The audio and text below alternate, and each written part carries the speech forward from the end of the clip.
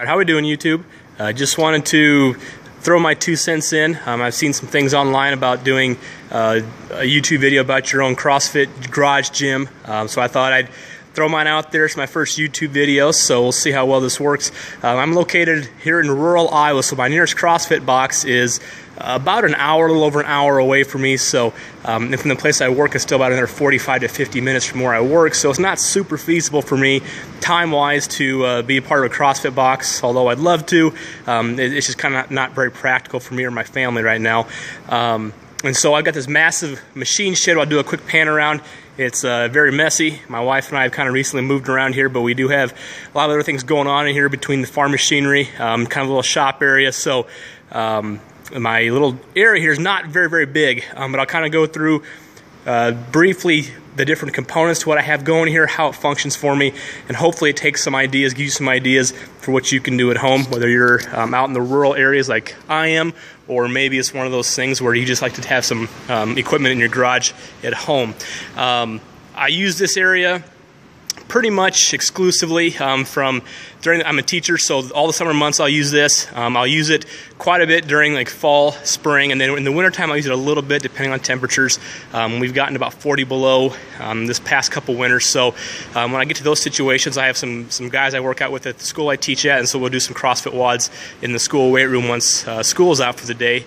So what I've got going here, the first thing I'll put up to the top there, I bought a climbing rope from Rogue Fitness. I had a gift card, and so I used that. Most of the stuff I have here I really either didn't spend very much money on or I had gift cards for. The only things I really spent money on and invested in, first was my bar. I got a Rogue bar. Those of you doing this at home, I would highly recommend going with a quality bar. You can't go wrong if you get a good bar. Anything too cheap and it's not going to last on you, so I invested some extra money on that for the bar, and then also for my bumpers.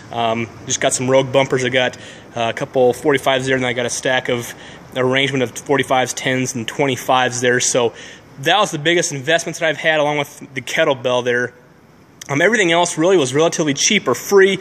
The one dumbbell I do have was my wife's grandpa had it. He didn't want it anymore, and so he gave that to me. It's the only one he had, but I'll take it. I use that for some stuff once in a while. My squat rack I've got here, what I did was I found some ideas online for a do-it-yourself squat rack, and so I bought a couple 4x4 posts from my local lumber yard. What I did was I put a couple components to it. One is obviously a little bit taller. Obviously, depending on your height and dimensions will be different than mine is. I'm about 5'9". My brother's a little bit taller than me, and him and I did this together because he uses this area, and so we did it based off of his height, which probably wasn't the best idea looking back now, because since I'm a little bit shorter, I have to step on these mats whenever I want to go squat, front squat, back squat, whatever. So that's kind of a hassle, but not too bad. On the sides, you can see we notched it out here. The bottom spot here is for bench press. We very, very rarely do bench press with any of our WODs or workouts, but if we do, that's an option available to us. And so we took those, cut those, notched those, and then we just set those in 5-gallon buckets, and we poured concrete, let it sit, and we have now a squat rack, and we can transport it and move it wherever we want, whether it's inside, outside, or if we want to just change placement here in our area. Flooring wise, I went to a local farm store, plenty of those here in Iowa, and what I did is I just bought a couple horse stall mats. You can see they're about 3/4 of an inch thick. They work great for using stuff for my CrossFit WODs, dropping the bumpers and whatnot. They're about 30 bucks a piece, or roughly, depending on where you're getting them from. So I just bought 2 to start out with. It's been awesome to have those. You can get obviously way more expensive stuff depending on where you're looking at, but if you have a local farm store, great place to buy some stuff for a lot of these different pieces of equipment I had. So kind of be creative with what you're doing. It doesn't have to be fancy as long as it's functional. That's kind of what the theme of our little box area here is, if you will. Next thing I'll show is, this is fairly recent in terms of the idea I put up, was for a pull-up bar. Because this is a large machine shed, the distance between our big posts is about 8 feet. So that was about the only good place or way to do a pull-up bar. I've tried doing some things within the doorway. Just didn't work very well, especially for kipping pull-ups. So what I did was I went to my local Lowe's, When I say local, it's about 45 minutes away, so not super local. But what I did, I went to the plumbing section and just found some iron pipe, various dimensions, so you can kind of get whatever's comfortable for you. But I just found something about roughly the same diameter as my bar, my regular Rogue bar. And I bought a section, and then what I did was I bought a couple floor flanges. You can kind of see those here. And then a couple nipples to go with that, and a couple elbows. And then I basically just threaded it all together and then screwed it into my big posts that were here when this machine shed was constructed. Lowe's, side note, they will cut and thread both sides for you, so it's not something you have to have a lot of equipment to do. They did that for me for free. It's just an add-on. And so I got that done for this particular setup. In the middle, and this is just because of my setup, because it's such a large area to cover, I just took a 2x4 and then I notched it, and I just set it in the middle of my pull-up system. That way it won't sag or it won't bust on me as I do pull-ups on that. If you have a smaller area, you know, less than 8 feet, 6 feet, 4 feet, something like that, you probably don't need to do something like that. And so that was just something that I did for my particular situation. All right. My ring dips, a little different. Again, homemade, very, very cheap. I had a couple straps, car straps, and so I took those, and then I bought PVC pipe. You can't tell because it's all wrapped up now, but different, some PVC pipe with some elbows, and I attached them, I PVC glued them together and let it dry, and then I wrapped it all in Gorilla Tape for my rings, and then just attached that to my straps, and it works out pretty well. Side note thing you might want to think about is make sure you have all the right diameters and right sizes or similar sizes for your rings. If you don't, you'll have one that's too big, one that's not big enough. It'll feel kind of awkward when you're doing those dips. And so from there, I just attach that to my bar. I can undo them and change them if I want to, but that's what I do for my ring dips. Moving on here, the ab mat, I did get that from Rogue again with that same gift card for my climbing rope. So I didn't spend any money on that. And then the box, I had an extra 4x8 sheet of 3/4 inch plywood here in this machine shed.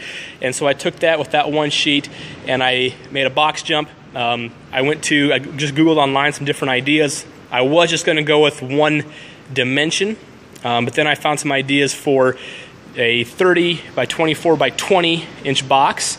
And so that's what I decided to do with that one sheet. And out of that one sheet, I got all the size I needed. So depending on what my workout is, or if my wife wants to use it at all, she might not want the 30 inch, but she can go to the 20 or 24. And so with that, I can move this side to side, lay down different ways, and I'll have 3 different heights of box jump, depending on what I'm doing. If you don't know how to make the cuts or where to make the cuts at to get that dimension, just look online. You can Google it, and you'll find all the information you need about making the dimensions correct for what you're looking for. And then the last really big thing, like it's not really that big, was a wall ball. I looked online, wall balls are pretty expensive. I didn't really want to invest that much into a wall ball. So again, I found another idea online. Had an old basketball, and what I did was I just cut a hole in it and brought out a scale from my wife's kitchen. Make sure if you do that, you get your wife's blessing before you do. She was okay with it, so I brought that out here, and I had a bag of sand, and I just filled that thing up with sand until I got to 20 pounds.